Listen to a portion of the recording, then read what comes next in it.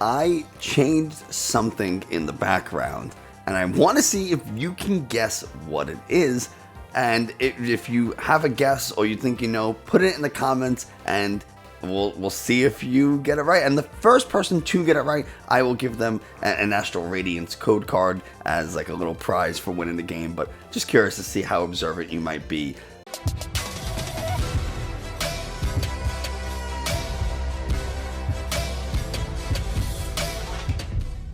Hey everybody, Nick from 9Card TCG, and today we're going to be preparing for North American International Championships, or NAIC, but we're going to be doing it a little bit differently than most other channels. Every other channel is going to be talking about the top 5 decks you should play, and to be honest, it's a pretty good video. But the answer is going to be Arceus, Inteleon, some type of Arceus deck, Arceus Bibro, it's going to be Mew, it's going to be Palkia, Arceus Duraludon maybe, and then something that beats those decks. Like, those are the 3 that you should be playing, and yeah, I don't really have much more to add to that. They're good videos, nothing against them, but we're going to be talking about 5 decks that you really probably don't want to bring to the NAIC event coming up. So why don't we get right to it? But before we do, if you haven't already, do me a favor, hit the subscribe button, leave a like and a comment. Those things tell YouTube this is a good channel and other people should watch it. If you're in the market for some TCG accessories, I'm affiliated with Dragon Sword, so you can use the link in the video description to get yourself some awesome Dragon Shield matte sleeves. They're the only ones I use. You show up to regionals or NAIC looking like a pro. Lastly, if you want to help support the channel a little bit more directly, you can use the join button. Click at the sealed different perks you get, but none of that's ever expected. Just you being here is enough for me. I will be at NAIC. I'm driving out on Wednesday. I'll be arriving Thursday. So if you're going to be in Columbus for the event, say hi. I would absolutely love to meet you. I'm super excited to go, and I can't wait to this is going to be my first IC, so I'm really excited, and I hope you are as well. Or if you're not going, well, then I hope you enjoy all the streams and stuff, because it's going to be a good time. Before we go into the actual 5 decks that you probably don't want to bring, I want to say 2 things. One, just because you play a deck on this list does not mean that you can't do well or won't win. It's absolutely possible. There's so much variation in Pokemon between the skill of your opponent, the deck they're playing, how both you and your opponent draw, who wins the coin flip. There's so much stuff that happens that can really influence the outcome of a game. Second is that I kind of already covered it in part 1 there, but all of these decks can do well. This is super subjective. It's my opinion, and the list that I'm going to show, I'm not going to show them in any particular order, and I'm not saying these deck lists are bad. I'm talking about the overall archetype, not the list you see on screen. So keep all that in mind, and let's head over and we'll start looking at some decks. So the very first archetype that we want to talk about is Togekiss. Now, Togekiss can be a good control deck. However, with all the lightning going around and Togekiss being weak to lightning, might kind of put it in the crosshairs between all the Palkia hate that you're bound to see between flying Pikachus and Raikous and Zeraoras and whatever. Togekiss kind of gets caught up in the middle of that, even though, again, things like Cheryl to constantly heal, Trekking Shoes to help draw through the deck a little bit, the Bronzong to move energy so you can heal the Togekiss without having to discard any energy, since you don't really have any energy acceleration. Sherman's Care is also, there's a lot of heal on this deck. 4 Cheryls, 2 Sherman's Cares. That's wild, but that's what the Bronzong's for, and the Wobbuffet is kind of interesting as well, as like an interesting little tech with the Mirror Pain attack. But, it's going to be really hard to justify playing. It's a little bit slow of a start. Yeah, you can Cheryl off some damage, and yeah, you might be able to Sherman's Care, but it takes quite a bit to kind of get this thing going. You have some capture energies, which means Duraludon might be a little bit of a problem. You don't have to play the capture energies, hopefully, but it's just these kind of decks do take a little bit longer to get going, and in a format with Turbo Palkia, Dialgas, Mews, you might not always have those 2-3 turns to kind of set up and really establish a good board set and board state and be able to kind of rotate through your Togekiss. So something to keep in mind is the speed at which the deck is played and how the meta is shifting around some of the top decks kind of puts this at a little bit of a disadvantage. I hate to say it, but unfortunately, Single Strike Urshifu just is not in a very good spot for a little bit of the same reason as Togekiss. It's slow to get going. If you're going second, you have nothing to do. Maybe you can pull off a mean look, maybe. Maybe you can hit with Bite, yeah, sure, you can laser focus, probably, but those are all not.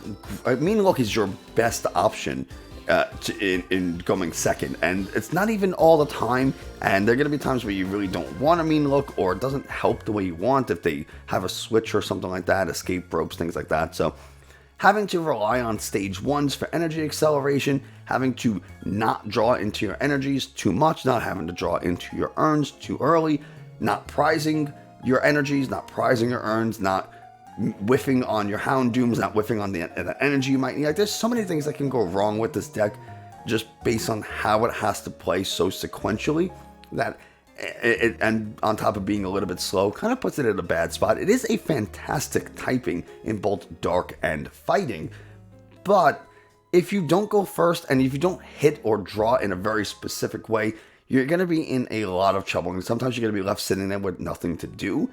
And it's so tough to play Single Strike at the moment. As much as I love it, and as much as I really wish that like this could be a better deck, it just isn't at the moment. And so maybe if this format ever slows down a little bit, or maybe some decks, something like, you know, Palkia, there's no real Palkia answer in this deck.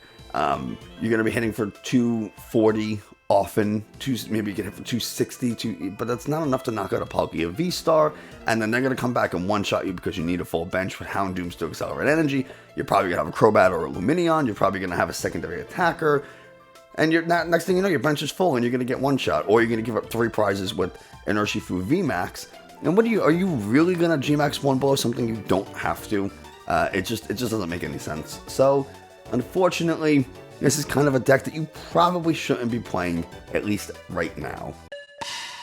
Another deck that can be really good, Shadow Rider Calyrex is a good deck, and they also have the League Battle deck that just came out pretty recently if you're looking to kind of get into the game or build a new deck or have something that's closer to competitive level. It's the first ever level 3 product that we've gotten. We have a League Battle deck for Ice Rider and Shadow Rider. The problem is Shadow Rider, again, needs that turn or so to set up, and there's so much dark, at least there, you know, for the past couple months, has been so much dark in the format that you just really suffer because of how strong Mew is. And giving up that 3 prize VMAX Pokemon in the form of Shadow Rider, even Alcremie, can be really, really difficult to cope with. At least Mew has those single prizes that they can attack with. They can attack with Meloetta. They're super strong. They can really outpace you. They have incredible draw, so they're not as likely to whiff stuff. Even though Mew is also giving up 3 prizes, things like Oricorio and Fusion Strike Energy make the decks a little bit stronger, and that extra power that Mew has compared to something like Shadow Rider is a little tough. Sometimes your hand can be flooded with energies and you're not finding the trainers or Pokemon that you need. Sometimes you just can't hit those energies, or you don't hit enough to really do a lot of damage, either with Alcremie or Shadow Rider. And you know, you're just going to get one shot by Galarian Moltres V, by Baby Galarian Moltres, by Hoopa V, more importantly. So there's a lot of things that can kind of go wrong with this deck. Alcremie is wonderful, and you can use Whimsicott instead, Whimsicott V-Star instead of, say, Alcremie, and they're both weak to Steel. The Whimsicott doesn't give up a 2 prize, it doesn't give up 3 prizes like the Alcremie does, but it has a far lower damage output than the Alcremie does, so you kind of have to choose which one you want. I'm not a huge fan of this deck. I know some people absolutely love it, and again, you can absolutely do well with it if you hit the right matchups, or if you draw super well and maybe your opponent just doesn't have it. But overall, probably not something I'd recommend at the moment.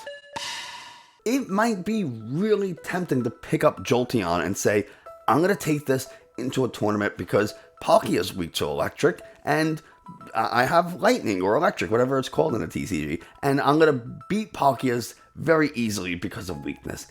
except you don't. Jolteon's Max Thunder Rumble doesn't even one-shot a Palkia V.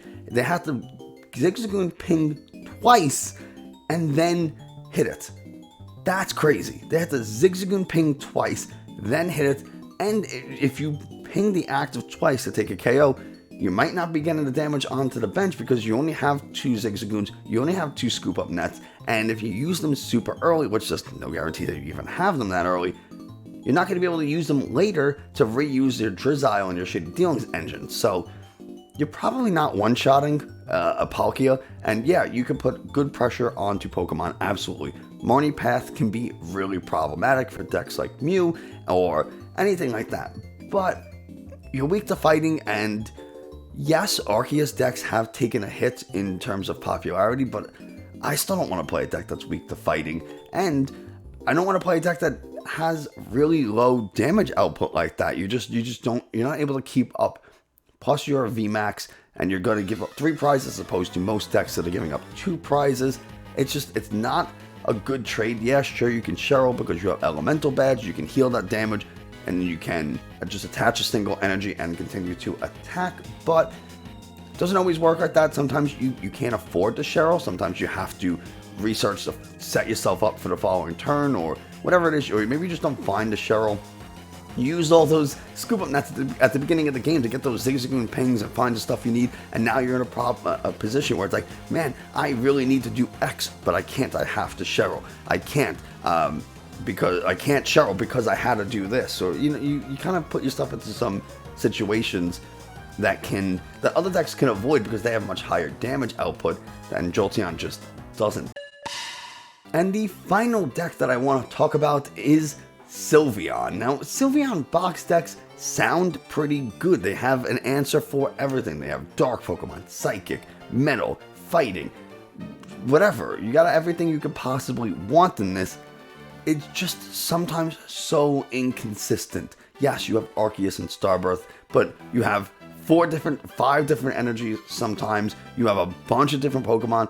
I mean, if you don't hit the things you need, and I have said this a bunch when it comes to playing any type of box deck, you have to, or sometimes rather, you get some pieces you need, but you don't get all the pieces needed to kind of put it all together and synthesize a really solid turn. Oftentimes when I've played Sylveon or any type of box deck, I've always felt like I was one piece short, or I really wish I had something, and it's so easy to miss with these kind of things. Yeah, we have Ultra Balls, Great Balls, we have Battle VIP Pass, we have a lot of stuff, but by having so much stuff, we either sacrifice a little bit of consistency, or we have to constantly discard resources in order to find Pokemon. It's just sometimes can be a little problematic, but I will say at the beginning of formats, sometimes these box style decks can do really well just because you don't know what people are going to be playing. But I will say we have a fairly good idea of what people are going to be playing in the form of Mew, Palkia, Arceus, and some type of electric, whether it's pure electric decks or Arceus electric decks or Flaffy boxes, Flying Pikachus. We have some idea of what people are going to be playing based on, the Melbourne regional and the Milwaukee regional, and just what's doing well online as well. So I don't necessarily think we have to really rely on a box style deck. Nothing's really getting hit for Metal Weakness, so yeah, sure, you can cut that. There's not a ton of Arceus. I still expect to hit some, so the Zapdos can stay. Nothing's really getting hit for Psychic. You might hit a Rapid Strike Urshifu, but probably not even. So the Sylveons there don't really help too much. And at that point, what are you left with? You're left with Arceus Crobat with Galarian Birds. Like, you're not even using Sylveon box anymore. It's just Arceus Birds. So you could probably simplify this and streamline it a little bit more to make something that's a little bit more consistent and just overall better. So there you have it. There are 5 decks that I would not bring to NAIC myself. And again, that's not to say that you shouldn't. If these are the decks you have, or this is the deck that you love, you're super comfortable with, by all means, please play it. You don't need me or anyone else to tell you what you must play.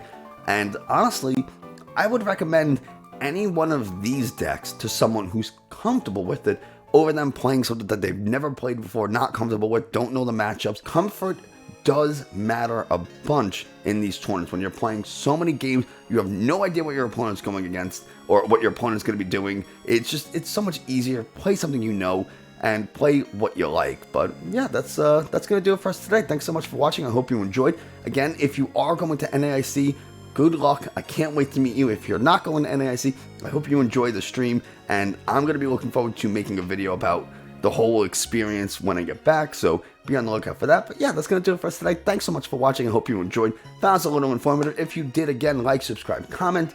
Check out the link in the video description for Dragon Shield. You can follow me on Twitter, join the Discord server I have, all that, links in the video description. And that's going to do it for us today. Thanks so much, and I will see you next time.